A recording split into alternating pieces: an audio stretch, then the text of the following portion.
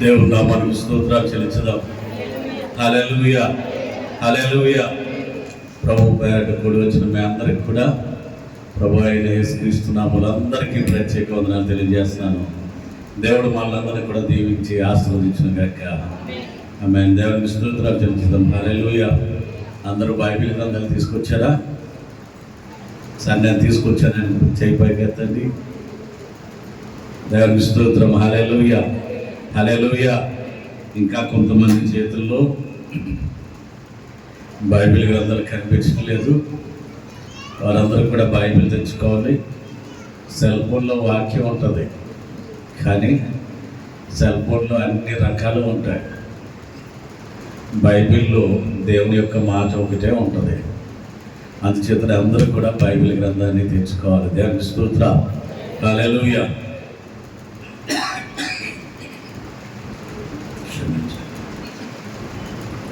Bible గ్రంథంలో నుండి ఒక చిన్న వాక్య భాగాన్ని మనం చదువుకుందాం. బైబిల్ గ్రంథంలో హబక్కూకు ఆ యొక్క గ్రంథాన్ని మనం తీసుకుందాం. హబక్కూకు మొదటి అధ్యాయము 2వ వచనాన్ని మనం చదువుకుందాం.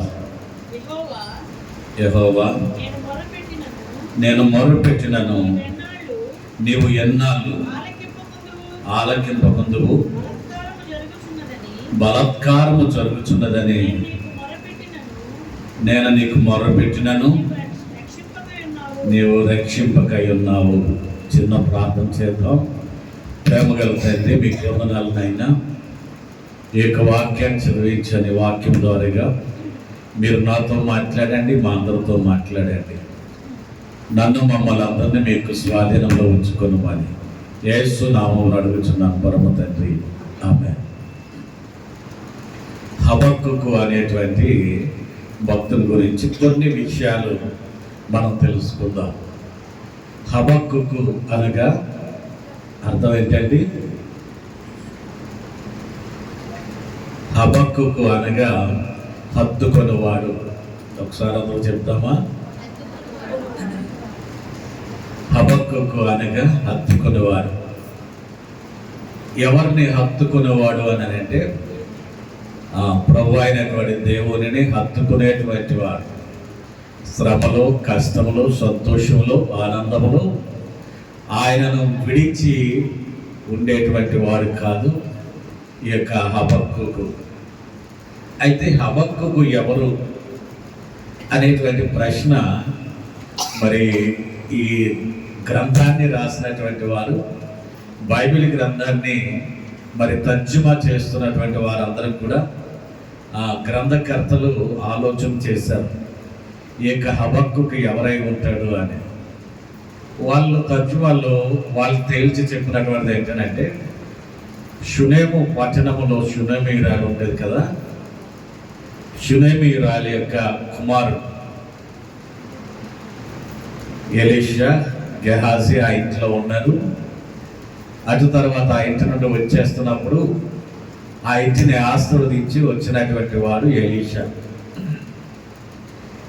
అటు తర్వాత పుట్టినటువంటి వాడు మరి షునేమీరాలి కుమారుడు. అయితే వీళ్ళందరూ చెప్పేటువంటిది ఏమిటంటే, షునేమీరాలి యొక్క కుమారుడు అయి ఉంటాడు అని అన్నారు. కానీ బైబిల్ గ్రంథంలో అలా రాసలేదు. కొంతమంది ఒప్పుకున్నారు, కొంతమంది ఒప్పుకోలేదు. ఏది ఏమైనా హబక్కూకు హత్తుకునేవాడు. ఈ హబక్కూకు గ్రంథంలో 3 అధ్యాయాలు ఉన్నాయి. ఈ యొక్క అధ్యాయాలు మొదటి అధ్యాయము, 2వ అధ్యాయం, 3వ అధ్యాయం చాలా డిఫరెంట్గా ఉంటాయి. ఇక్కడ ఆలోచన చేస్తే హబక్కూకు అనేటువంటి ఆయన గొప్ప ప్రవక్త, చిన్న ప్రవక్తల్లో ఒక ప్రవక్త. అయితే ఈయన చేస్తున్నటువంటి ప్రార్థన ఏంటంటే, దేవునికి మొరపెడుతున్నాడు, నేను ఎంత ప్రార్థన చేస్తున్నా వినటం లేదేంటి ప్రభువా, నేను ఎంత కన్నీరు కారుస్తున్నా ఆ ప్రార్థనకి జవాబునే ఇవ్వట్లేదేంటి ప్రభువా అని ప్రార్థన చేస్తున్నాడు. ఎందుచేత అట్టి రీతిగా ప్రార్థన చేస్తున్నాడంటే, అప్పటికే యెరూషలేము మీదకి బబులోను దేశస్తులు 2 సార్లు వచ్చారు, దండెత్తి అనేక మంది ప్రజలు తీసుకుని వెళ్ళారు. 3వసారి కూడా వచ్చారు, మొత్తం అక్కడ ఉన్నటువంటి యవనస్తులు, ఆడవాళ్ళు, ఆ పెద్దవారు అందరినీ తీసుకుని వెళ్ళిపోయారు, ముస్లింలు విడిచిపెట్టారు. మరి ఆలోచన చేసినట్లయితే మొట్టమొదటిగా బబులోను దేశం మీదకి దండెత్తి వచ్చింది ఎవరండి? ఏ రాజు? యెహోయాకీము రాజు. మొట్టమొదటిగా ఆయన యెరూషలేము మీదకి యుద్ధానికి వచ్చాడు. క్రీస్తు శకం 609వ సంవత్సరంలో ఆయన యుద్ధానికి వచ్చాడు. రెండవసారి బబులోను మీద యుద్ధం చేసిన వాడు ఎవరంటే యెహోయాకీను. మొదటివాడు ఎవరండి? యెహోయాకీము. రెండోవాడు మూతీసి నువ్వు పెట్టండి చివరి చాలు చెప్పండి. ఇప్పుడు యెహోయాకీను. ఈయన క్రీస్తు శకం 597వ సంవత్సరంలో మరి యుద్ధానికి వచ్చాడు, అనేక మంది ప్రజలు తీసుకుని వెళ్ళిపోయాడు. 3వసారి యెరూషలేము మీదకి యుద్ధానికి వచ్చిన వాడు ఎవరనంటే సిద్కియా రాజు. సిద్కియా ఈయన క్రీస్తు శకం 586వ సంవత్సరంలో మరి యెరూషలేము మీదకి వచ్చాడు, యుద్ధం చేశాడు, దేవుని ప్రజల్ని అనేక మందిని ఆయన తీసుకుని వెళ్ళిపోయాడు. ఎంతమంది రాజులు వచ్చారండి? ఎంతమంది రాజులు వచ్చారు యెరూషలేము మీదకి? 3 రాజులు వచ్చారు. ఈ 3 రాజులకు కూడా యెరూషలేము మీద యుద్ధం చేసి మొత్తం ఆ దేశంలో ఉన్నటువంటి ప్రజలందరినీ కూడా తీసుకుని వెళ్ళిపోయారు. అయితే 2 సార్లు యుద్ధం చేసి తీసుకెళ్ళిపోయిన తర్వాత 3వసారి మరలా యుద్ధానికి రాబోతూ ఉన్నటువంటి సమయంలో ఆ దేశం యొక్క పరిస్థితి ఎలా ఉందో ఇక్కడ హబక్కూకు రాస్తూ ఉన్నాడు. హబక్కూకు మొదటి అధ్యాయంలో హబక్కూకి దేవుని మీద చాలా కోపంగా ఉన్నాడు. 2వ అధ్యాయంలో ఆ కోపాన్ని తగ్గించే విధంగా ప్రభువు ఆయనతో మాట్లాడాడు. 3వ అధ్యాయంలో నేను దేవుని కొరకు ఎలా ఉండాలో కృతజ్ఞత కలిగి రాస్తూ ఉన్నాడు. ఈ 3 అధ్యాయంలో కూడా 3 రకాలు. మొదటిది ఏంటంటే మొదటి అధ్యాయంలో దేవుని మీద చాలా కోపంగా ఉన్నాడు, అంటే కడుపు మంటతో ఉన్నాడు అనమాట. రెండవదిగా ఆ కోపాన్ని చల్లార్చే విధంగా దేవుడు ఆయనతో మాట్లాడాడు. ఆయనతో మాట్లాడిన తర్వాత 3వదిగా కృతజ్ఞత మనసు కలిగి, ప్రభువా ఇవన్నీ నాకు అవసరం లేదు, నీవు ఉంటే నాకు చాలు అని పూర్తిగా దేవుని మీద ఆధారపడి ఉన్నటువంటి వాడు. దేవునికి స్తోత్రాలు చెల్లించుదాం. హల్లెలూయా. ఈ యొక్క హబక్కూకు గ్రంథాన్ని చదివేటప్పుడు ఈ 3 మనం మైండ్లో పెట్టుకుని చదివితే మనకి పూర్తిగా హబక్కూకు గ్రంథము ఎందుకు చేత రాస్తాడు, గ్రంథకర్త ఎవరు, అసలు ఏమిటనేటువంటిది ఇవన్నీ కూడా మనకు అర్థమవుతాయి. అయితే ఇందాక మనం చదువుకున్నాం కదండి, ఏం చదువుకున్నాము? యెహోవా నేను మొర్రపెట్టినను ఎన్నాళ్ళ వరకు నీవు ఆలకింపగా ఉన్నావు, బలాత్కారము జరుగుతున్నదని నేను నీకు మొర్రపెట్టినను, నీవు రక్షింపకై ఉన్నావు అంటున్నాడు. అయితే మొదటి వచనంలో ఈ యొక్క మొదటి అధ్యాయంలో చూసినప్పుడు ఆ యొక్క యెరూషలేములో ఉన్నటువంటి యూదా ప్రజలు, ఇశ్రాయేల్ ప్రజలు 2 సార్లు వారిని దేవుడు కొట్టినా వారికి ఇంకా బుద్ధి రాలేదు. కొట్టినా సరే వారికి దేవుని మీద ఆధారపడి జీవించటం కానీ, దేవునికి విలువనివ్వటం కానీ, దేవునికి ఇష్టలుగా జీవించటం కానీ వాళ్ళ బ్రతుకుల్లో లేదు. వాళ్ళు ఎలా ఉన్నారు అని అంటే భయంకరమైనటువంటి జీవితాన్ని వారు జీవిస్తూ ఉన్నారు. ఆ యొక్క పరిస్థితి అంతా కూడా ఈ యొక్క హబక్కూకు చూస్తున్నాడు. ఈ యొక్క హబక్కూకు చూస్తున్నాడు, చాలా బాధపడుతూ ఉన్నాడు. ఏమిటా ఈ యొక్క యెరూషలేములో ఉన్నటువంటి ఈ ప్రజలు, దేవుని జనాంగమైనటువంటి ఈ ప్రజలు, వీళ్ళందరూ ఇలాగైపోయారేంటి? వీళ్ళ పరిస్థితులు, ప్రవర్తన ఏమిటిలాగా అయిపోయింది. ఒక్కడు కూడా నీతిమంతుడు లేకుండా అయిపోయాడే. వీళ్ళు ఈ విధంగా ఉన్నట్లయితే దేవునికి కోపం వస్తే ఈ ప్రజలందరూ ఏమైపోతారు? ఇప్పటికే 2 సార్లు బబులోను దేశం మీదకి, ఆయా దేశాల మీదకి ఆ ప్రజల్ని, ఆ రాజుల్ని మన మీదకు పంపించి దేవుడు అనేక మందిని ఈ దేశంలో ఉన్నటువంటి వారందరినీ తీసుకెళ్ళిపోయే విధంగా చేశాడు. మరలా ఆయన కోపం వస్తే కనుక మనం తట్టుకోగలమా అనేటువంటి ఆ బాధతో ఈయన ఏం చేస్తున్నాడంటే హబక్కూకు ప్రవక్త ప్రార్థన చేయడం మొదలెట్టాడు. కన్నీటితో ప్రార్థన చేస్తున్నాడు. ఎంత ప్రార్థన చేస్తున్నా చిన్న జవాబు కూడా దేవుని దగ్గర నుండి రావట్లేదు. ఎందుకు రావటం లేదని అడుగుతున్నా దానికి సమాధానం లేదు. ఈయనకి కోపం వచ్చేస్తుంది. హబక్కూకు కోపం వచ్చి ఇక్కడ అంటున్నాడు, ఏంటి ప్రభువా, నేను నీకు మొరపెట్టిన ఎన్నాళ్ళ వరకు నీవు ఆలకింపగా ఉంటావు?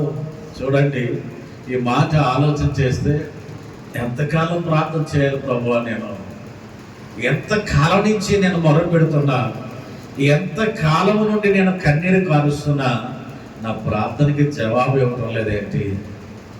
నువ్వు ఆలకించకుండా ఉన్నావా? నేను నీకు మొదలు పెడుతున్నాను, ఈ ప్రజలందరి పరిస్థితి ఏంటి అని నా కన్నీరు కార్చి ఏడుస్తూ ప్రార్థన చేస్తున్నాడు.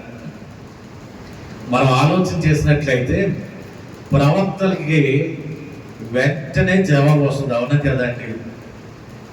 ప్రవక్త అయినటువంటి వారికి ప్రార్థన చేస్తే వెంటనే జవాబు వస్తుంది.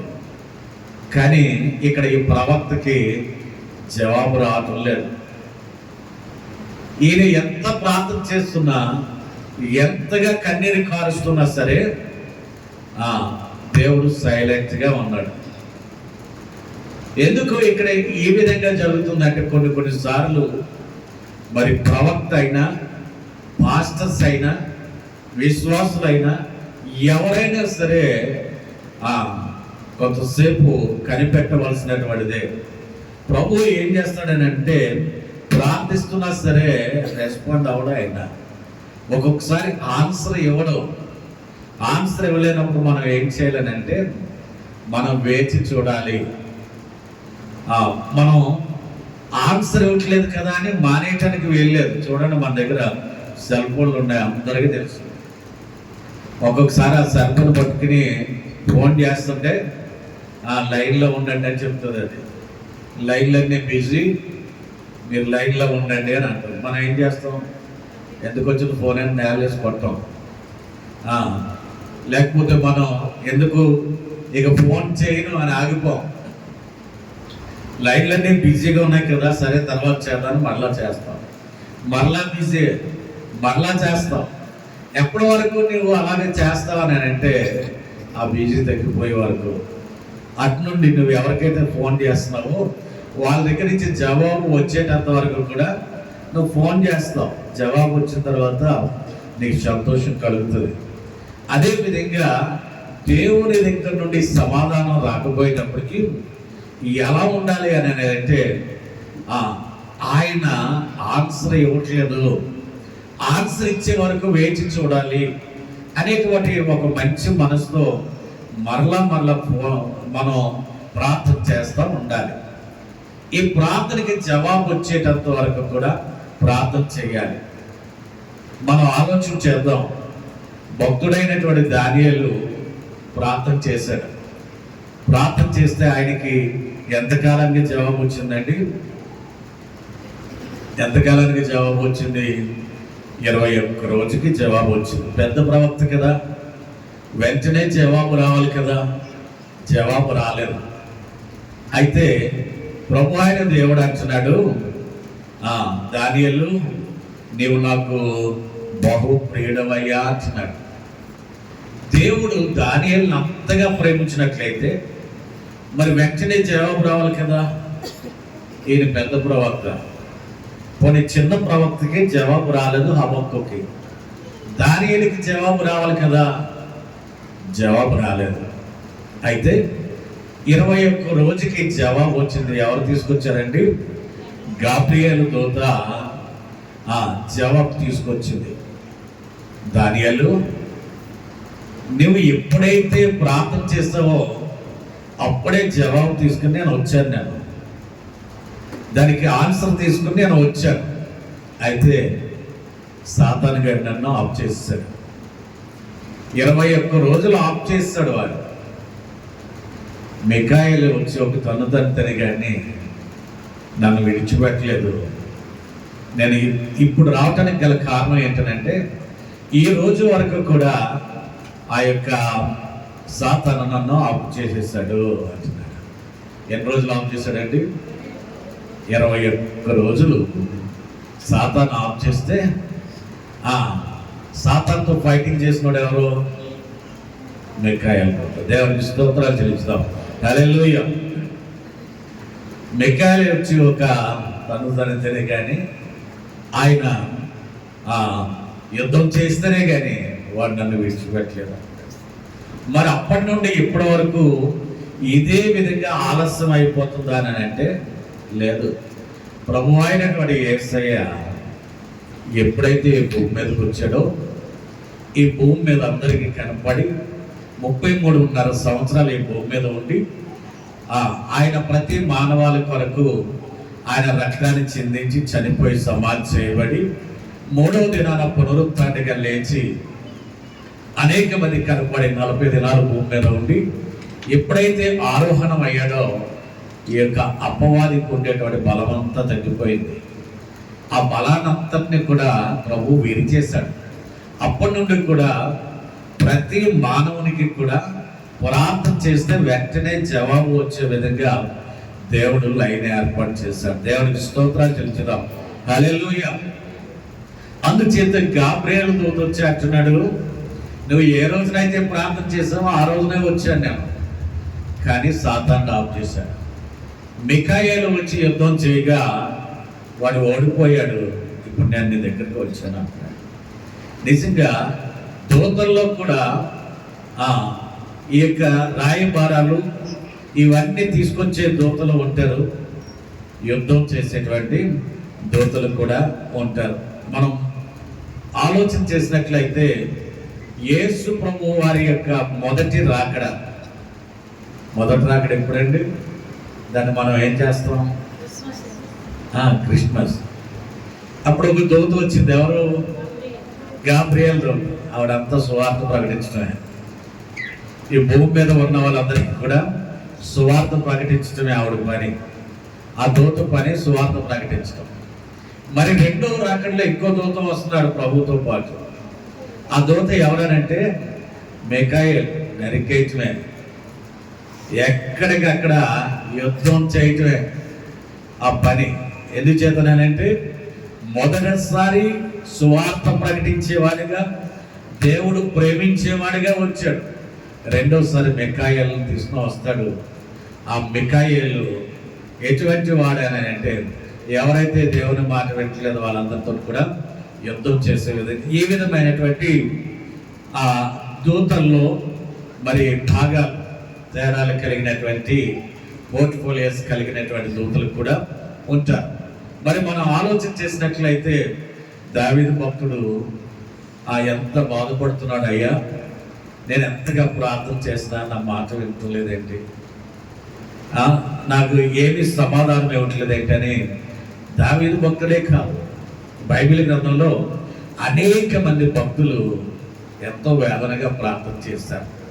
దావీదు అంటున్నాడు 6వ అధ్యాయం 6వ కీర్తన 3వ వచనంలో ఆయన అంటున్నాడు, ఎంతకాలం ప్రభువా నా ప్రాణము బహుగా ఆదరించున్నది, యెహోవా నీవు ఎంతవరకు కరుణింపుగా ఉంటావు అని అంటున్నాడు. గమనించారా? కీర్తనకారుడైనటువంటి దావీదు ఎంతగా ప్రార్థించాడో, ప్రార్థించి ఆయన బలహీనం అయిపోయాడు.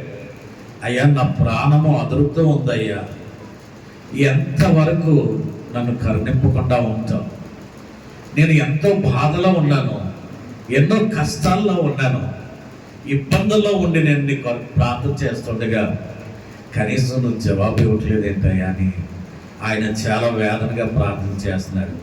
రెండవదిగా 13వ కీర్తన 1వ వచనంలో అంటున్నాడు, యెహోవా ఎన్నాళ్ళ వరకు నన్ను మర్చిపోదు, నిత్యము మర్చిపోతావా? చూడండి, ఈ ప్రార్థన చేస్తున్నాడు దావీదు. ఈ ప్రార్థన చేసి, ప్రభువా నన్ను మర్చిపోయావా? ఎన్నాళ్ళ వరకు నువ్వు నన్ను మర్చిపోతావు? ఎన్నాళ్ళ వరకు నువ్వు నాకు సమాధానం ఇవ్వకుండా ఉంటావు? అయ్యా, ఒకవేళ నా పాపములు నీ కళ్ళ ముందుకు వచ్చినాయేమో, నేను చేసినటువంటి పాపములు కనుక వాటి మీద దృష్టి ఉంచినట్లయితే నేను ఏపాటి వాడినయ్యా? నేను ముందు నేను తట్టుకోగలనా? అయ్యా నన్ను క్షమించు, నువ్వు నాతో మాట్లాడినైనా అని ఈయన అంటున్నాడు. నిత్యము నన్ను మర్చిపోతావు అని నాకు సమాధానం ఇవ్వకుండా, అయ్యా నా జీవితంలో నువ్వు సమాధానం ఇవ్వకపోతే నేను ఎలా బ్రతుకుతాను అనుకుంటున్నావు? అయ్యా నువ్వు నాకు సమాధానం ఇవ్వాలని కోజాడి దావీదు ప్రార్థన చేస్తుంటే, ఆసాపు ప్రార్థన చూడండి. ఆయన ఏమంటున్నాడు అని అంటే 89వ కీర్తన 46వ వచనంలో భక్తుడైనటువంటి ఆసాపు ప్రార్థన చేస్తున్నాడు. యెహోవా ఎంతవరకు నీవు దాగి ఉండేదో, నిత్యము దాగి ఉండేదో. చాలండి. ఈ ఆసాపు ప్రార్థన చేస్తూ, అయ్యా నా ప్రార్థన వినకుండగా, నా ప్రార్థనే నీవు ఆలకించకుండగా నువ్వు ఎంతవరకు నువ్వు దాగుంటావయ్యా? నాకు కనిపించకుండా ఎంతకాలం ఉంటావు ప్రభువా? నువ్వు నిత్యములోకి కనిపించకుండానే ఉంటావు నువ్వు. ఈ భక్తులందరూ కూడా ఎలా ప్రార్థన చేస్తున్నారని అంటే, అయ్యా నాతో మాట్లాడు, నాకు కనపడు, నన్ను దర్శించయ్యా. నువ్వు మాట్లాడకపోతే నేను బ్రతికుండలేనయ్యా. అది విశ్వాసం అంటే. దేవునికి స్తోత్రాలు చెల్లించుదాం. హల్లెలూయా. మనము ప్రార్థన చేస్తూ ఉంటాం, జవాబు రాదు మనకి. ఒక్కొక్కసారి జవాబు రాలేనప్పుడు మనం ఏం చేస్తూ ఉంటామనంటే, అయినా నేను ప్రార్థన చేస్తే దేవుడు నా ప్రార్థన ఆలకిస్తాడంటావా? అక్కడేమో పాస్టర్ గారు ప్రార్థన చేస్తున్నారు, ఇక్కడేమో నేను ప్రార్థన చేస్తున్నాను. అబ్బే ఏమీ పనులు జరగటం లేదు, అనుకున్నవి ఏమీ జరగటం లేదు, అంటే ప్రార్థన ఆలకించటం లేదు. ఇదే బాధ మనిషికి. మానవుడు ఎప్పుడు ఏది ఆలోచన చేస్తాడంటే, అనుకున్నటువంటిది వెంటనే జరిగిపోవాలి. నా జీవితంలో నేను ఇది అనుకున్నాను, వెంటనే జరిగిపోవాలి. కార్యం అనుకున్నాను, ఈ కార్యం జరగాలి. జరగకపోతే నా ప్రార్థన ఆలకించటం లేదని ఇక ప్రార్థన చేయటం మానేస్తాం. భక్తులైనటువంటి దావీదు కానీ, ఆసాపు కానీ, హబక్కూకు కానీ, వీళ్ళు ఎవరైనా ప్రార్థన చేయటం మానేస్తారా అని మనం చూస్తే, ఇప్పుడు మనం చదువుకున్నాం. ఒక ఆయన అంటున్నాడు, అయ్యా ఎంతవరకు దాగి ఉంటావయ్యా నీవు అంటున్నాడు.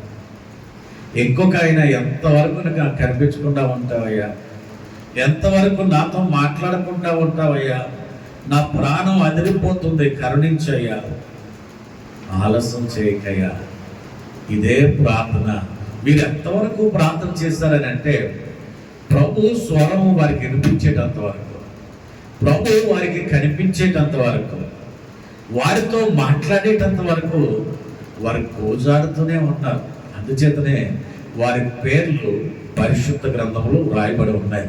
దేవునికి స్తోత్రాలు చెల్లించుదాం. హల్లెలూయా. ఈ రోజున నీ విషయంలో కూడా ఆయన నిన్ను చూస్తున్నాడు. ఆయన అందరినీ చూసే దేవుడు. ఆయన నేను చేసేటువంటి ప్రార్థన ఆయన వినటం లేదు అని నీవనుకుంటున్నావు, కానీ ఆయన వింటున్నాడు. ఆయన వింటున్నాడు. ప్రతి దానికి సమయం కలదు. ఆ సమయంలో దేవుడు ప్రతి ఒక్కరితో మాట్లాడతాడు. ఆ సమయంలో ప్రతి కార్యాన్ని కూడా ఆయన చేయగలిగిన గొప్ప దేవుడు. దేవునికి స్తోత్రాలు చెల్లించుదాం. హల్లెలూయా. ఒక చిన్న విషయాన్ని నేను చెప్తాను. కేశవరంలో మా తోడాలి గారు జేమ్స్ పాస్టర్ గారు మీకు ఎంతమంది తెలుసా అండి? అందరికి తెలుసు కదా. వాళ్ళ అమ్మాయి ఫిలిప్పీన్స్కి వెళ్ళింది డాక్టర్గా చదువుదామని. అయితే ఆ అమ్మాయిని తీసుకుని వెళ్ళినటువంటి వాడు అక్కడ నుండి ఆ పాస్పోర్ట్ ఎత్తుకుని వెళ్ళిపోయాడు. ఇంకా అమ్మాయి ఇక్కడికి రావటానికి లేకుండా మరి అయిపోయిన పరిస్థితులు, చాలా బాధ. వాళ్ళ అక్క వివాహం జరగబోతోంది. తెలిస్తే ఆ అమ్మాయి అంటుంది, నాకు రావటానికి ఎటు కూడా మార్గాలు లేవు, అన్నీ క్లోజ్ అయిపోయి,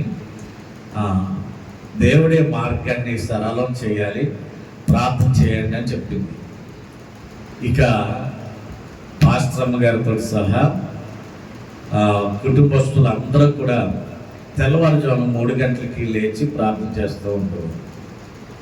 ఇంకా 2-3 రోజుల్లో ఇంకా వివాహం, అమ్మాయి వివాహం ఉంది.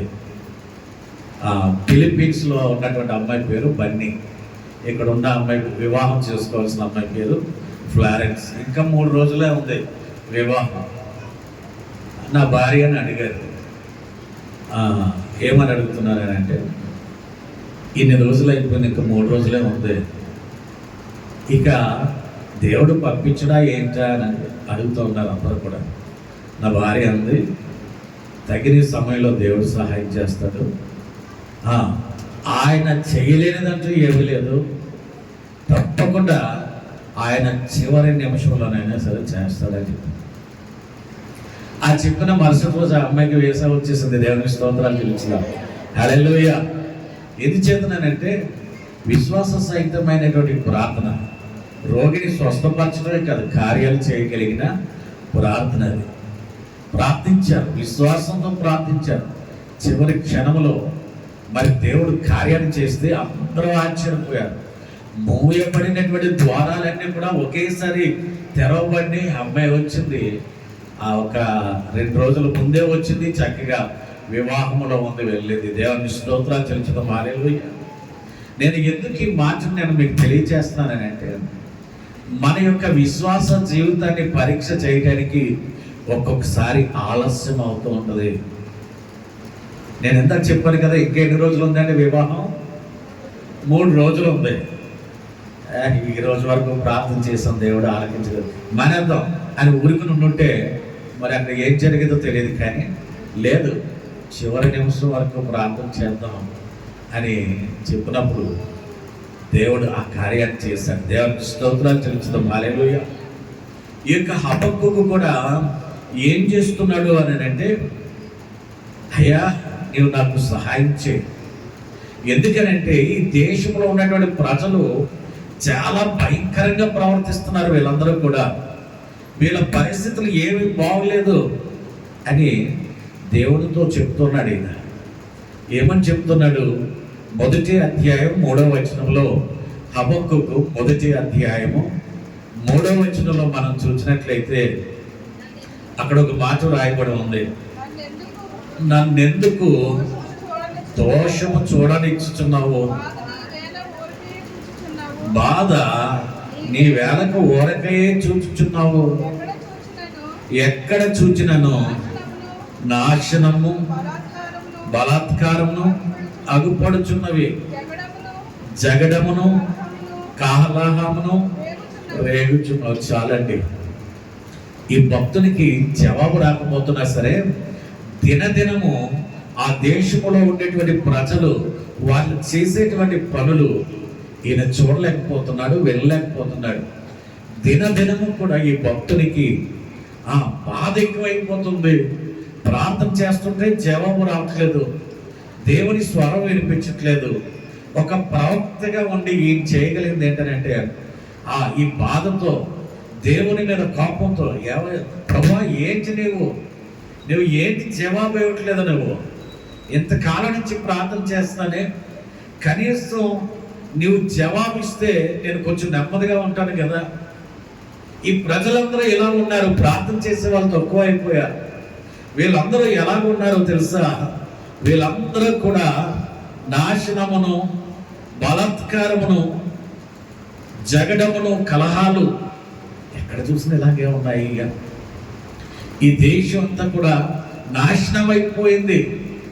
నాశనము అని అంటే నష్టం కలిగించే వారు ఇక్కడ ఉన్నారంట, పాడు చేసేవారు ఉన్నారు ఆ దేశంలో. ఆ దేశంలో ఉన్న ప్రజలందరినీ కూడా పాడు చేసేస్తున్నారు. వ్యభిచారం ఎక్కువైపోయింది, దొంగతనం ఎక్కువైపోయింది, హత్యలు ఎక్కువైపోయినాయి, దోచుకోవటం ఎక్కువైపోయింది. అంతేకాకుండా దేవునికి వ్యతిరేకస్తులుగా తిరిగేటువంటి ప్రజలు ఎక్కువైపోయారు. దేవునికి కోపం కలిగించేటువంటి ప్రజలు ఎక్కువైపోయారు. ఆ దేశంలో ఎక్కడ కూడా ఎవరిని చూసినా సరే వాడి నోటంట వచ్చేటువంటి ప్రతి మాట కూడా అసహ్యకరమైనటువంటి మాటలు వస్తున్నాయి. ఆయన అంటున్నాడు, దేశంలో నాశనమును బలాత్కారమును అని అంటున్నాడు.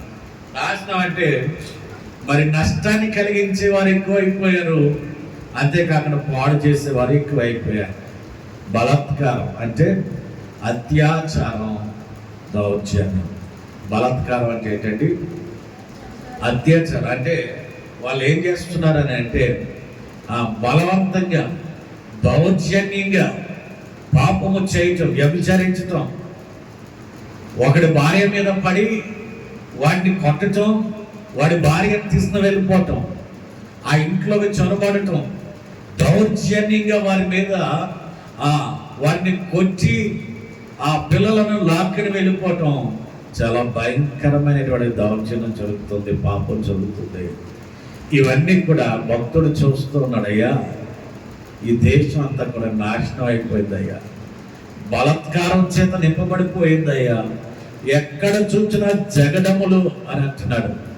జగడములు అంటే కొట్లాట్లు, దెబ్బలాట్లు, కోట్లాట్లు, గొడవలు, ఇవే ఎక్కువైపోయినాయి.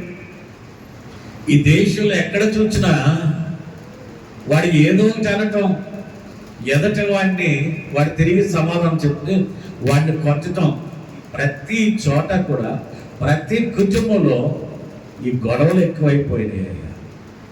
కొట్టేసుకుంటున్నారు వాళ్ళు, రక్తాలు కారేటంత వరకు కొట్టేసుకుంటారు.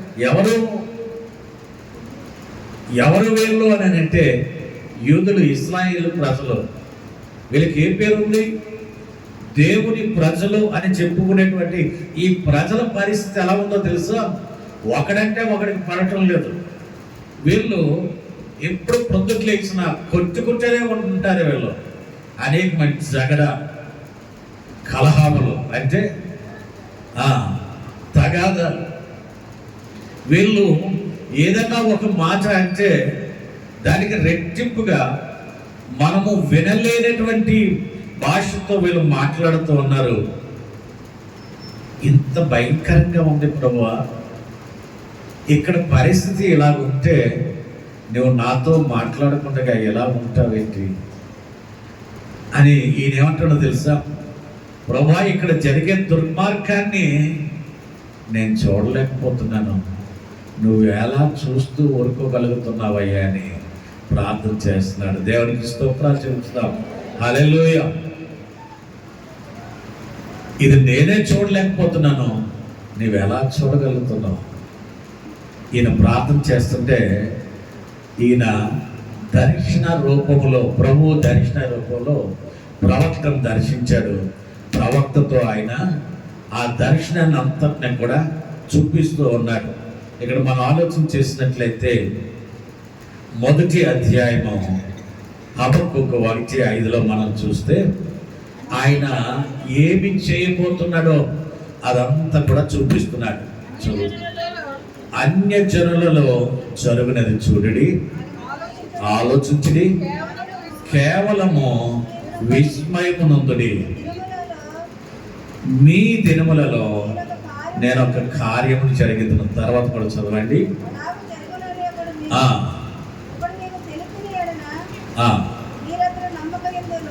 6వ వచనం, ఆలకించుడి, తమవి కాని ఉనికి పట్టులను ఆక్రమించవలనని.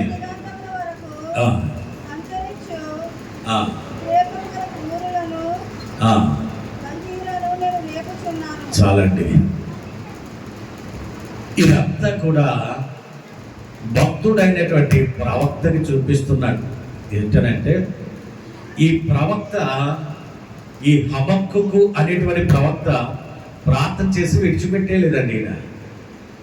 ఈయన కనిపెడుతూ ఉన్నాడు. ఈయన విడిచిపెట్టకుండా దేవుడు ఖచ్చితంగా నాతో మాట్లాడతాడు, ఏదైనా సరే నాకు చూపిస్తాడు. కాబట్టి నేను కనిపెట్టాలని వేదనతో కనిపెడుతూ ఉంటే ఆయన దర్శనాన్ని చూపిస్తున్నాడు. ఆయన చెప్పేటువంటిది ఏంటంటే, హబక్కుకు ఈ ప్రజలు చేసేటువంటి పాపము ఆకాశాన్ని అంటేసింది, వీళ్ళ మీద తీర్పు తీర్చడానికి నేను ఒకరిని పంపిస్తున్నాను ఆ దేశం మీదకి అని ప్రభువు దర్శన రూపంలో చూపించాడు. వెంటనే ప్రవక్త ఏమంటున్నాడంటే, ఎవరు ప్రభువా, ఎవరిని పంపిస్తున్నావు నువ్వు అని చెప్పేటప్పటికీ ఆయన అంటున్నాడు, నేను కల్దీలను బబులోను దేశంలో నుండి కల్దీలను పంపిస్తున్నాను. దేవునికి స్తోత్రాలు చెల్లించుదాం. హల్లెలూయా. ఆ మాట హబక్కుకి ఇష్టం కాలేదు. అదేంటి ప్రభువా, వారిని మా మీదకి యుద్ధానికి పంపించడం ఏంటి నువ్వు? వాళ్ళు ఏమన్నా మంచోళ్ళు అనుకుంటున్నావా? మా జనాంగం కంటే ఏమన్నా నీతిమంతులు వాళ్ళు ఏమన్నా? వాళ్ళు క్రూరులైనటువంటి వారు. వాళ్ళు ఎటువంటి వారు అని అంటే, ఇదిగో ఈ యొక్క యోధా జనాంగము ఇశ్రాయేలీల ప్రజల కంటే క్రూరమైనటువంటి వారు. వాళ్ళు భయంకరమైనటువంటి పాపాలు చేసేటువంటి వాళ్ళకి అప్పగిస్తానంటున్నావు ఏంటి ప్రభువా? ఇంకా బాధ అనిపించేసింది హబక్కుకి. ఎందుకని అంటే, ఒక పాపం చేసేటువంటి వాడిని ఒక నీతిమంతుడి దగ్గరికి పంపిస్తే వాడి పాపం ఏంటో వాడికి తెలియజేసి వాడిని నీతిమంతుడిగా చేస్తాడు. అంతేగాని నువ్వు చేసేటువంటిది ఏంటంటే, ఈ యొక్క నీతిమంతుని తీసుకెళ్ళి పాపం చేసేవాడి మీదకి అక్కడికి పంపిస్తానంటున్నావేంటి? వాళ్ళకంటే యూదులే కొంచెం నీతిమంతులు కదా. నిన్నెప్పుడు మహిమపరచకపోయినా ఏదో కొద్దో గొప్ప వీరు నీతిమంతులు కదా అయ్యా. ఇటువంటి నీతిమంతుల్ని నువ్వేం చేస్తానంటున్నావంటే, తోడేల మధ్యలోని పంపిస్తానంటున్నావు. వాళ్ళు ఎంత భయంకరంలో అని అంటే, ఆ మొదటి అధ్యాయంలోనే వారి గురించి అనేక మాటలు వ్రాయబడి ఉంది. మనం ఎంతో చదువుకున్నాం కదండి. అక్కడ అంటున్నాడు, ఓది గంతముల వరకు సంచరించు ఉద్రేకము గల క్రూరులకు కల్దీలను నేను రేపుచున్నాను. వాళ్ళు ఎవరంటండి? క్రూరులు అంటండి, ఉద్రేకం కలిగినటువంటి వారు అంటండి. ఇసుక వలె వారు మేము ఏర్పడతారు. వారు చాలా బలవంతులు. ఒకసారి చదువుదామండి. ఒకసారి అక్కడ కొన్ని మాటలు రాయబడి ఉన్నాయి, చదువుదాం. ఆలకించుడి, తమకి కాని ఉనికి పట్టులను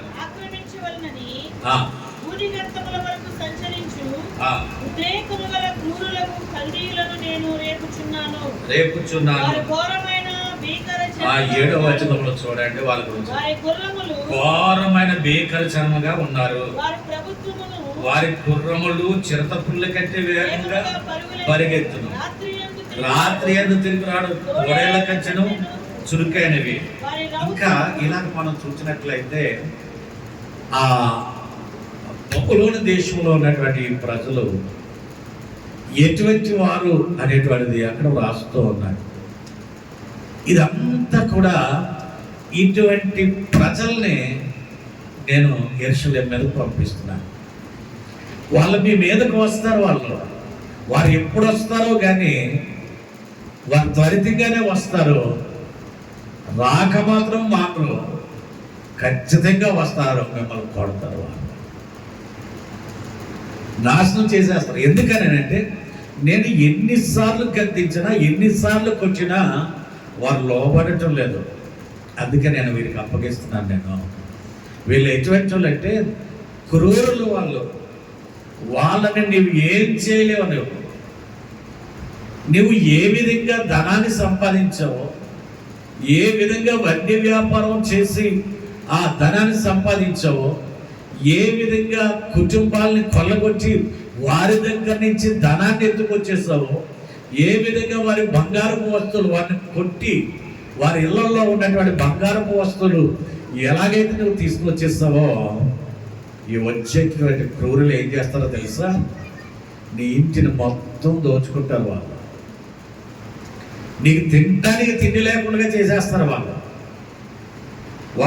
వారి ముందు నీ కుటుంబం కానీ, నీవు కానీ, నీ బలం కానీ ఏది సరిపోదు.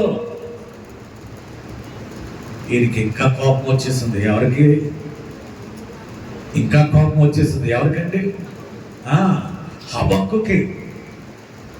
ఏ ప్రభువా, ఏంటి నువ్వు ఇలా చేస్తున్నావు ఏంటి అని అంటే, ప్రభు అంటున్నాడు, నువ్వు నీతిమంతుడు అని అంటున్నావు కదా.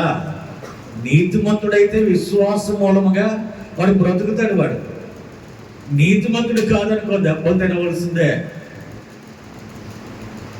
ఈ క్రూరులకు కల్దీల చేత వారు పెట్టేటువంటి హింసలన్నీ కూడా పడవలసిందే.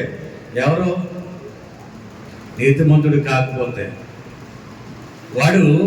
వాడి పరిస్థితులు ఎలా ఉంటాయని అంటే, ఇక నేను చెప్తున్నాను చూడు, ఇవన్నీ కూడా నువ్వు ఒక పలక మీద రాసి అది నీ దేశంలో పెట్టు.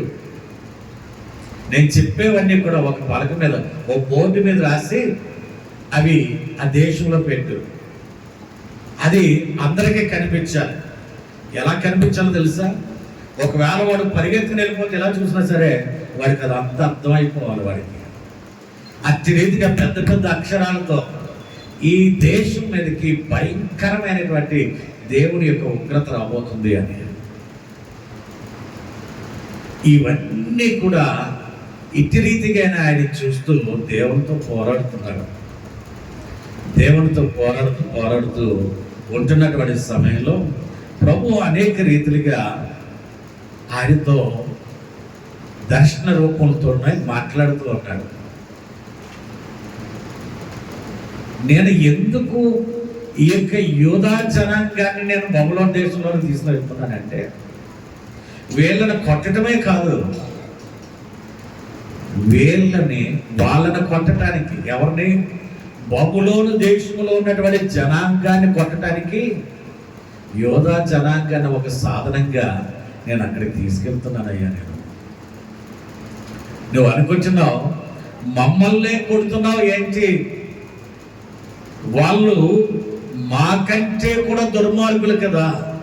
వాళ్ళని కొట్టవారు నువ్వు ప్రార్థన చేస్తావే, వాళ్ళని కొడతాను. ఎలా కొడతాను తెలుసా? వాళ్ళని చిత్త కొడతాను నేను. అయితే యోధా జనాంగాన్ని ఒక సాధనంగా నేను అక్కడికి తీసుకుని వెళ్తున్నాను. వీళ్ళని వాళ్ళు ఏం చేస్తారో తెలుసా? వాళ్ళందరూ కలిసి వాళ్ళ పగతీర వీళ్ళని హింసిస్తారు. వీళ్ళని హింసించేటప్పటికి ఈ ప్రజల్లో ఏమి రావాలి అని అంటే, మనకి బ్రతుకెందుకు వచ్చిందని వాళ్ళంతట వాళ్ళు ఆలోచన చేయాలి. యోధా జనాంగం ఎందుకు ఇటువంటి దుర్భరమైన స్థితి మనకు వచ్చింది? తినటానికి తిండి లేని పరిస్థితి ఎందుకు వచ్చింది? భార్య పిల్లలతో సంతోషంగా ఉందామని అంటే ఈ దేశంలో ఉన్న కల్దీలు లాక్కెళ్ళిపోయారే. ఇటువంటి పరిస్థితి నాకు ఎందుకు వచ్చింది? నాకున్నటువంటి ఈ బలంతో నేను ఏం చేయగలను? నేను తనంతట తానుగా తను చేసిన తప్పు ఏంటో వాడు ఆలోచన చేసుకుని కుమిలి ఏడవాలి. వాడు ఎవడో? యోధా జనాంగం. యోధా జనాంగం ఎలా ఏడవాలి అని అంటే, ఎవరు వాడిని ఒరే నువ్వు ప్రార్థన చేసుకో అని చెప్పనవసరం లేదు. వాడికి వచ్చినటువంటి శ్రమను బట్టి ఈ శ్రమలు ఎందుకు వచ్చినాయి అని వాడంతట వాడు ఆలోచన చేసి వాడంతట వాడు కుమిలి ఏడ్చి నా పాదాల మీద పడాలంట. అయ్యా, ఈ తప్పు ఈ రోజున నా భార్య నాకు దూరం అయిపోయిందంటే, నా పిల్లలు నాకు దూరం అయిపోయారు అని అంటే, తినటానికి తిండి లేదని అంటే, శరీరం అంతా దెబ్బలు, గాయములు, గుండ్లు ఇవన్నీ నాకు ఇలా జరిగినాయి అంటే కారణం నేను చేసిన తప్పేనయ్యా, నన్ను క్షమించయ్యా. ఇప్పుడు నేను తెలుసుకున్నాను అయ్యా, ఎవరో చెప్పటం కాదు, ఈ బాధ నాకు కలిగిందంటే నేను చేసిన తప్పు వల్లే ఈ బాధ నాకు కలిగిందయ్యా. నేను చేసిన తప్పు వల్లే ఇదిగో ఈ విధమైన శిక్షను నేను అనుభవిస్తున్నానయ్యా. నీవు ఇచ్చినటువంటి తీర్పు న్యాయమైందేనయ్యా. నా పట్ల నువ్వు చేసినటువంటి ఈ తీర్పు న్యాయమైందేనయ్యా.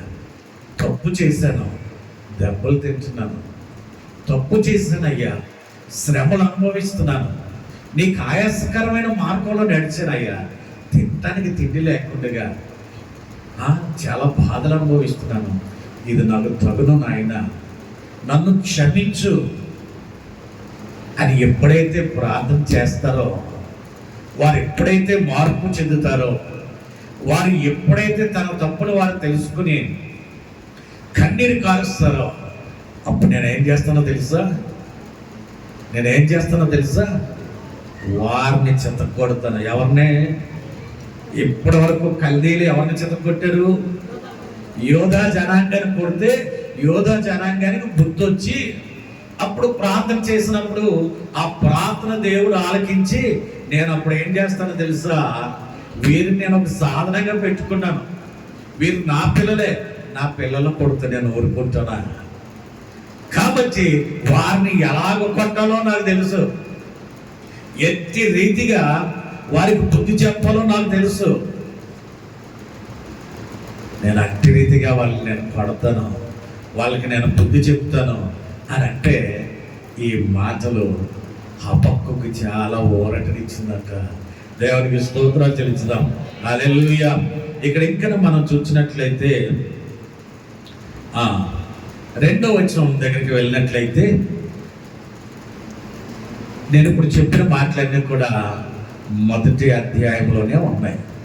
ఆ మొదటి అధ్యాయంలో 12-13 వచనాల్లో అక్కడ చూడండి, వాళ్ళు ఎటువంటి వాళ్ళు, కల్దీలు అనేటువంటి వాళ్ళు ఏ విధంగా ఉన్నారంటే,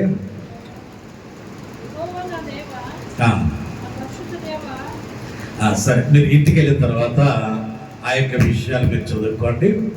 ఇప్పటి వరకు కూడా దర్శనాన్ని చూచాడు హబక్కుకు. దేవుడు చూపించినటువంటి ఆ దర్శనాన్ని చూశాడు. ఇప్పుడు 2వ అధ్యాయానికి వచ్చేటప్పటికి ప్రభు అయిన దేవుడు స్వయంగా హబక్కుతో మాట్లాడుతూ ఉన్నాడు. 2వ అధ్యాయము 2వ వచనంలో చూడండి, యెహోవా నాకిలాగ సెలవిచ్చెను,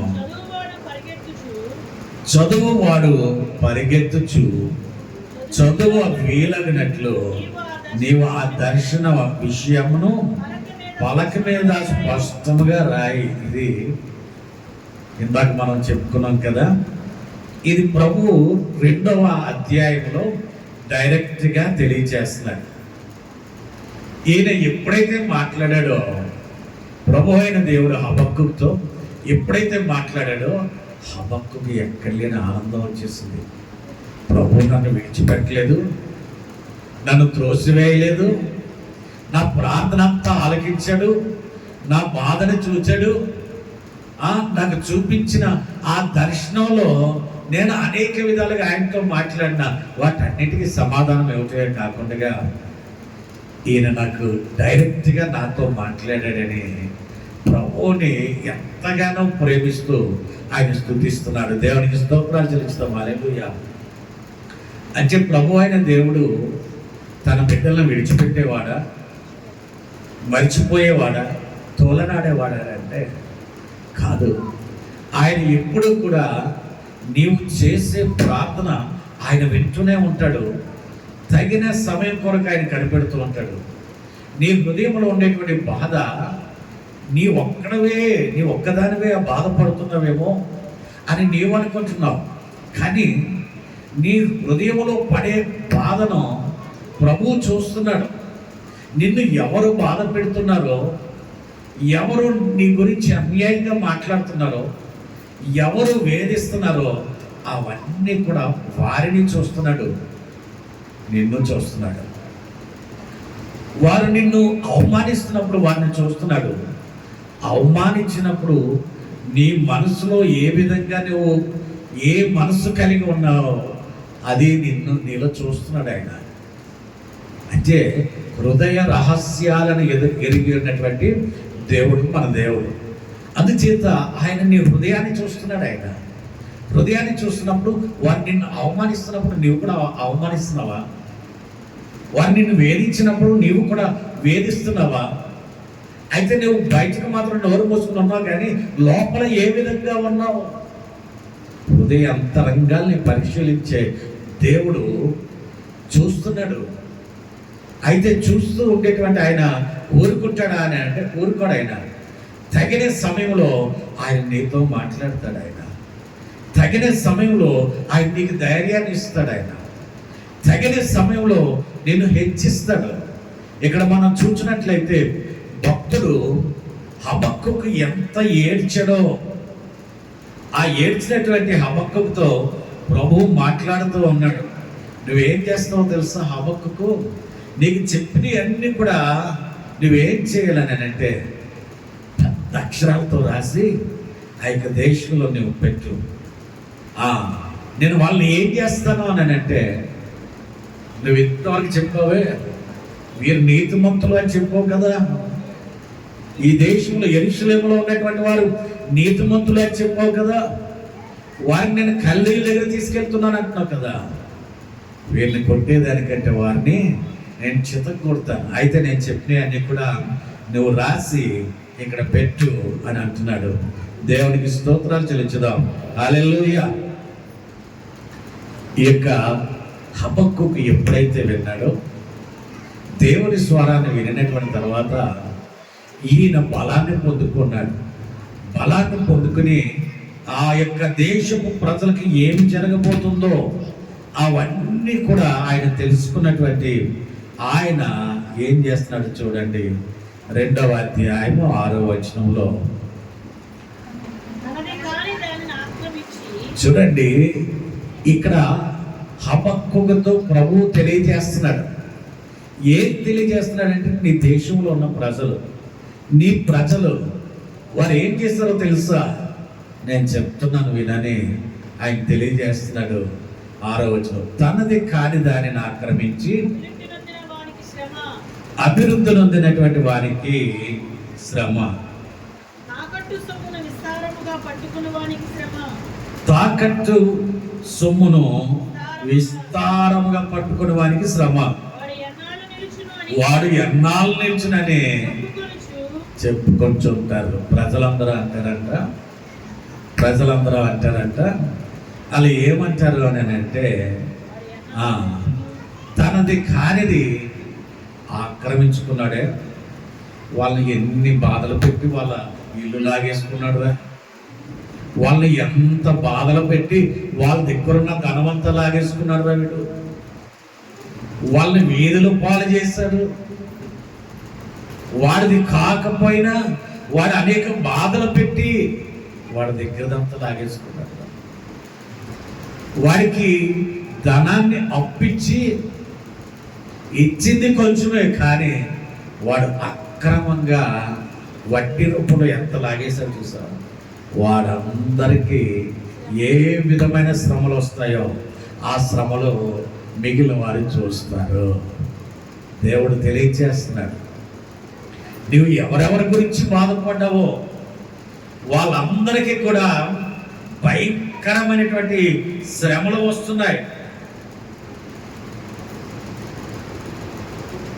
అక్కడ ఆ ప్రజలు హత్యలు చేసినటువంటి వారు ఉన్నారు, వ్యభిచరించిన వారు ఉన్నారు, ఇళ్లల్లోకి వెళ్ళి దోచుకున్నటువంటి వాళ్ళు ఉన్నారు, అనేక మందిని కొట్టి వారి దగ్గర నుంచి ఆస్తులు లాక్కున్నటువంటి ప్రజలు ఉన్నారే, వారందరూ కూడా నేను పెట్టేటువంటి ఆ శ్రమని వారు తట్టుకోలేరు. వారందరినీ ఏ విధంగా శిక్షిస్తానో, నేను ఏ ప్రజలకి నేను వారిని అప్పగిస్తున్నానో వాళ్ళని చూస్తారు. వీడు ఏ విధంగా అయితే అందరినీ వేధించి బాధించి వారి దగ్గర ఇల్లు దోచుకుని ధనాన్ని దోచుకుని వీళ్ళ కుటుంబంలో పెట్టుకుని నేను గొప్ప ఉన్నాను అనుకుంటున్నాడే, వీడిని కల్దీలు ఏం చేస్తారో తెలుసా, అది వీడు తెచ్చుకున్నటువంటిది వీడు తింటాను కూడా కల్దీలు మొత్తం అక్కెళ్ళిపోతారు. వీడికి ఉన్నటువంటి ఆస్తి పాస్తులు తీసుకుంటారు.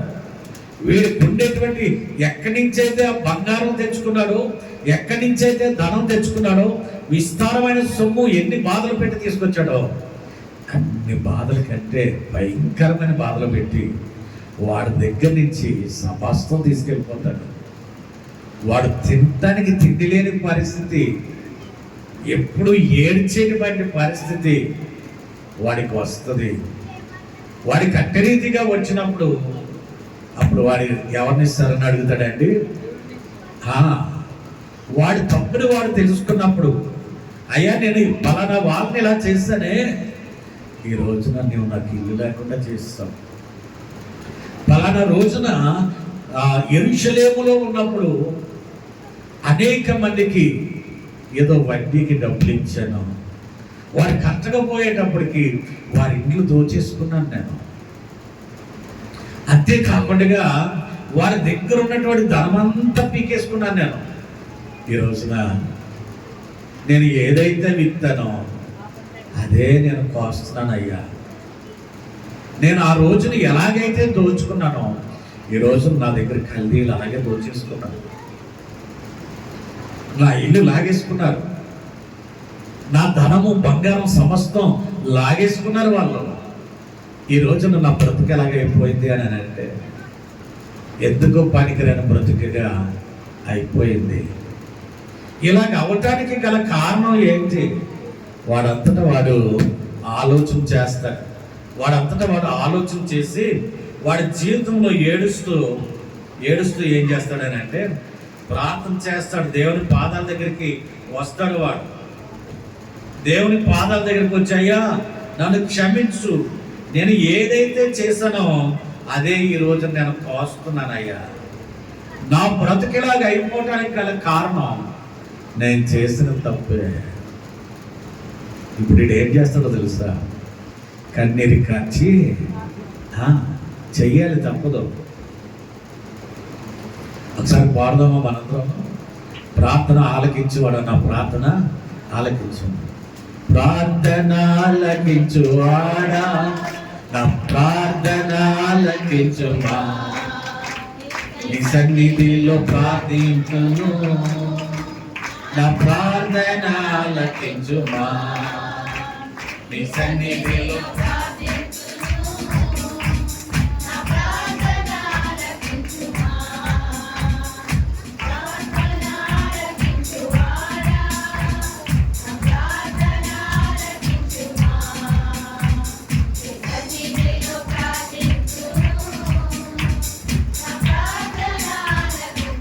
దేవుని స్తోత్రం. హల్లెలూయా. ఏమని ప్రార్థిస్తాడండి? ప్రార్థన ఆలకించువాడా, నా ప్రార్థన ఆలకించయ్యా. దేవునికి స్తోత్రాలు చెల్లించుదాం. హల్లెలూయా. అయ్యా నేను తప్పిపోవటం నువ్వు చూచావు, నేను ఏ విధంగా మాట్లాడావో నువ్వు చూచావు, ఏ విధంగా అన్యాయమైన కార్యక్రమాలు చేశానో నువ్వు చూసావు, ఎంతమందిని నేను బాధించానో నువ్వు చూసావయ్యా, ఎంతమందిని హత్య చేశానో నువ్వు చూసావు. నా తప్పు నేను తెలుసుకున్నాను అయ్యా. నీ పాదాలు పట్టుకుని ప్రార్థన చేస్తున్నాను. దయచేసి నా ప్రార్థన గట్టిగా చెప్పాలి. ఆలకించు ప్రభువా. దేవునికి స్తోత్రాలు చెల్లించుదాం. హల్లెలూయా. ఆ సమయం రాబోతుంది, గమనించండి. ఈ రెండో అధ్యాయం వచ్చినప్పటికి ఆ ప్రజలను ఏ విధంగా చేయబోతున్నాడో స్వయముగా ప్రభు హబక్కూకు భక్తులతో మాట్లాడాడు. ఆయన దేవుడి స్తోత్రాలు చేయించాం. 3వ అధ్యాయం దగ్గరికి వచ్చేటప్పటికి 3వ అధ్యాయం దగ్గరికి వచ్చేటప్పటికి 3వ అధ్యాయంలో ఈ యొక్క హబక్కూకు ఏం చేస్తున్నాడో తెలుసా? మనస్సు నిండా దేవుని పెట్టుకున్నాడు. ఎక్కడండి? మనస్సు నిండా దేవుని పెట్టుకుని, అయ్యా ఇంతగా నువ్వు నన్ను హెచ్చించి నాతో మాట్లాడావే, జరగబోయే కార్యాలన్నీ నువ్వు నాకు చూపించావు, నాతో మాట్లాడే దేవా, నేను నీకు ఎప్పుడు ఇలా కోపం తెచ్చుకోను, కానీ నేను ఎప్పుడు నీకు కృతజ్ఞత కలిగి ఉంటానయ్యా. నీలో నేను ఆనందిస్తానయ్యా, నేను నిన్ను స్తుతిస్తాను ప్రభువా, నీకు ఇష్టడుగా నేను జీవిస్తానయ్యా అని ఈయన ఏం చేస్తున్నాడంటే దేవునికి ఇష్టడిగానే ఆయన జీవిస్తున్నాడు. దేవునికి స్తోత్రాలు చెల్లించుదాం. హల్లెలూయా. అమ్మ 3వ అధ్యాయము 17వ వచనంలో ఈ మైండ్ సెట్ పూర్తిగా మారిపోయింది. చదువుదామండి. చూడండి, ఇక్కడ చక్కటి మాట్లాడుతున్నాడు. ప్రతి మాట కూడా వినండి. అంజూరపు చెట్లు పూయకుండినను, ద్రాక్ష చెట్లు ఫలింపకపోయినను, వలీవ చెట్లు కాపు లేకుండా ఉండనను,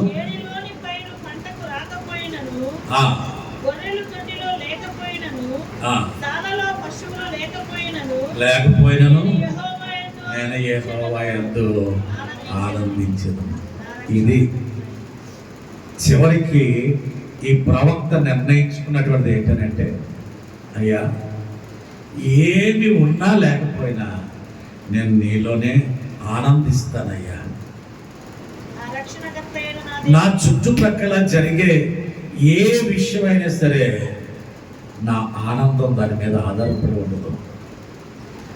ఒక ధనం ఉన్నది అనుకుందాం, ఆ ధనం మీద నా యొక్క ఆనందం ఆధారపడి ఉండదు.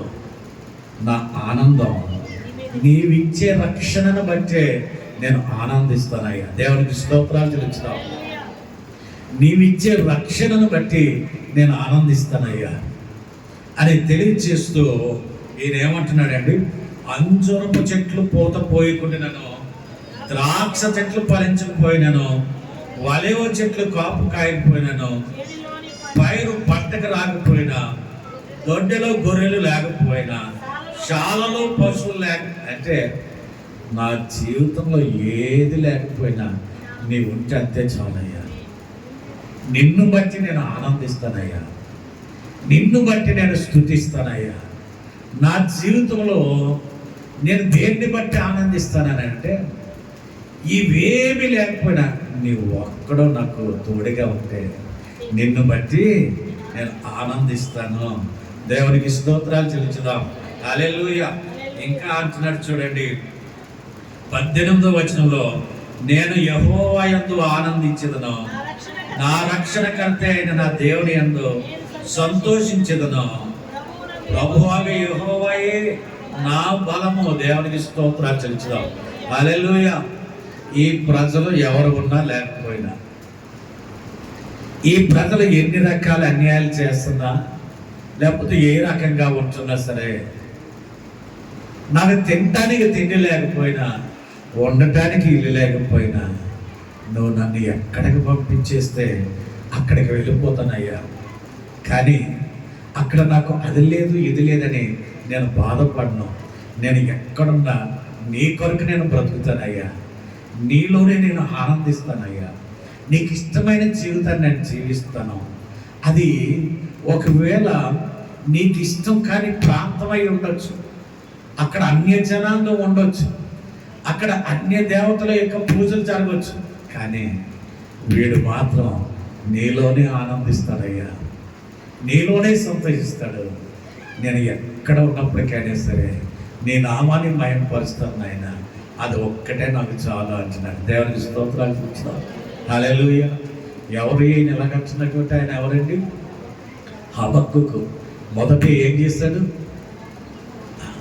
ప్రార్థన చేస్తే జవాబు రాలేదని చాలా కోప్పడిపోయాడు దేవుని మీద. 2వ అధ్యాయంలో ఏం చేస్తాడు? దేవుడు ఆయనతో మాట్లాడినప్పుడు ఆ కోపం అంతా చల్లారిపోయింది. 3వది ఏం చేస్తాడు? నీ కొరకే బ్రతుకుతానయ్యా. అన్య జనాంగంలో నన్ను పడేసినా సరే, వాళ్ళు పూజలు పురస్కారాలు ఏం చేస్తున్నా సరే, నీ కొరకు నేను బ్రతుకుతూ అక్కడ కూడా నేను నిన్నే స్తుతిస్తానయ్యా. ఈ మనసు ప్రతి ఒక్కరూ కలిగి ఉండాలి. ఎంతమంది? కొద్దిమందినా? ఒకటి, నువ్వు ప్రార్థన చేస్తున్నావు, జవాబు రావట్లేదు, ఆగిపోకు, ఇంకా ప్రార్థన చేయి. ఆయన దర్శనాన్ని నీకు చూపిస్తాడు. ఆ దర్శనం ద్వారాగా నేను ధైర్యపరుస్తాడు. నీవు నమ్మినట్లయితే డైరెక్ట్గా ఆయన నీతో మాట్లాడతాడు. ఆయన నీతో మాట్లాడి నువ్వు దేని కొరకైతే బాధపడుతున్నావో, దేని కొరకైతే నువ్వు చింతిస్తున్నావో వాటన్నిటిని బట్టి ఒక్కొక్క ప్రశ్న వేస్తూ దానికి జవాబు ఆయనే చెప్తాడు. ఇవన్నీ చేసిన తర్వాత నువ్వు ఏ విధంగా ఉంటావు అని అంటే, నీవు ఉంటే నాకు అంతే చాలయ్యా, ఎవరు ఉన్నా లేకపోయినా నువ్వు ఉంటే నేను బ్రతుకుతానయ్యా, నా జీవితంలో నీవు ఉంటే నేను స్తుతిస్తాను, నీ కొరకు బ్రతుకుతాను, నా మంచికైతే నా జీవితం అంతే నాయన, నీ కొరకు నేను బ్రతుకుతాను, నీ కొరకు చెప్తున్నా, నేను చనిపోతాను. దేవునికి స్తోత్రం, హల్లెలూయా. ఈరోజు మనలో మనం పరీక్షలు చేసుకుందాం. ఎలా ఉంది మన జీవితం, ఎలా ఉంది? ఒకవేళ హబక్కూకు వలె నువ్వు ప్రార్థన చేస్తూ ఉన్నప్పుడు ఆ ప్రార్థనకి ఒకవేళ జవాబు రాకపోతే, ఎందుకు వచ్చిన ప్రార్థన అని ప్రార్థనకు దూరం అయిపోతున్నావా? మందిరానికి దూరం అయిపోతున్నావా? దేవుణ్ణి ప్రార్థన చేయటం ఆగిపోతున్నావా? ఆరాధించుట మానేస్తున్నావా? నువ్వు అలా మానేస్తే మన జీవితం ఇంకా అక్కడితోటి ఆగిపోయినట్టే. మనల్ని అపవాది ఎక్కడికి నడిపిస్తాడంటే నరకానికి తీసుకుని వెళ్తాడు. నువ్వు ఆగిపోకుండా నీ ప్రార్థన వింటున్నాడని, నీకు వచ్చే కష్టాన్ని ఆయన చూస్తున్నాడని, నువ్వు పడే బాధను ఆయన చూస్తున్నాడని, నీ మనసులో ఉండే వేదనను ఆయన అర్థం చేసుకుంటున్నాడు, నీ భారాన్ని ఆయన చూస్తున్నాడు. నువ్వు గ్రహించినటువంటి నీవు విడిచిపెట్టకుండా ప్రార్థన చేయి. ఒకనొక దినాన్న నీ జీవితంలో సంతోషాన్ని చూస్తావు. ఆ సంతోషాన్ని చూసినప్పుడు ఆయన నీతో మాట్లాడినప్పుడు, అయ్యా ఇక ఎన్ని శ్రమలు వచ్చినా, ఎన్ని బాధలు వచ్చినా, నా గుండె ఎంత బరువెక్కిపోయినా ఆ గుండె బరువెక్కకుండా ఆ గుండెలో నిండి పెంచుకుంటానయ్యా, నేను ఆనందంగా నీలో జీవిస్తానయ్యా అని చెప్పగలిగిన మనసుని దేవుడు నీకు అనుగ్రహించును కాక. అట్టి రీతిగా మీరందరూ కూడా దేవునిలో ఎదుగుదురు కాక. ఆమె చిన్న ప్రార్థన చేస్తాను. ఈరోజు నీ వాక్యము నీతో మాట్లాడినట్లయితే ఈ యొక్క సమయంలో నీవు ఒక్కసారి ప్రార్థన చేయి. ప్రభువా, నాతో మాట్లాడేవయ్యా, నీకు వందనాలు. మాట్లాడిన దేవా నీకు వందనాలు. నా భారాన్ని తీసివేసిన దేవా నీకు వందనాలు చెల్లిస్తున్నాను నాయన. ఒకసారి ప్రార్థన చేద్దాం. అందరూ కూడా ప్రార్థన చేద్దాం. ప్రేమ గల తండ్రి యేసయ్యా, నీకు వందనాలు నాయన. ఎంతవరకు మాతో మాట్లాడిన దేవా నీకు వందనాలు చెల్లిస్తున్నాను అయ్యా. హబక్కూకు చాలా వేదన పడ్డాడు, నీ మీద కోపంతో ప్రార్థన చేశానయ్యా. దర్శనాన్ని చూపించు, ఆయనతో మాట్లాడు. చివరికి నీ ఉంటే నాకు అంతే చాలయ్యా అన్నాడు. నీ కొరకే నేను బ్రతుకుతాను, నీ కొరకే జీవిస్తాను, నిన్నే స్తుతిస్తాను. నా పట్టులో పశువులు లేకపోయినా, ఏమి లేకపోయినా నీ ఉంటే నాకు చాలయ్యా అని ఎట్టి రీతిగా అయితే ప్రభావ మనస్ఫూర్తిగా ఆయన చెప్పాడు. అట్టి రీతిగా మేమందరం కూడా బ్రతకగలిగే మనసుని మా అందరికీ దయచేయండి. ఈ వాక్యము ద్వారాగా మేము ఎన్నో విషయాలు మేము నేర్చుకోగలిగాం. మా జీవితాల్లో నీకు దగ్గర ఉంటాం, నీతో సహవాసం కలిగి, నీతో నీ యొక్క ప్రభు వాక్యం ద్వారా పాలన పొందుకొని నీలో ఎదిగే వాక్యాన్ని నాకు మాకు అందరికీ ప్రసాదించిన యేసుక్రీస్తు వారి ప్రార్థించి ప్రతివారు వేడుకొచ్చున్నాను పరమ తండ్రి.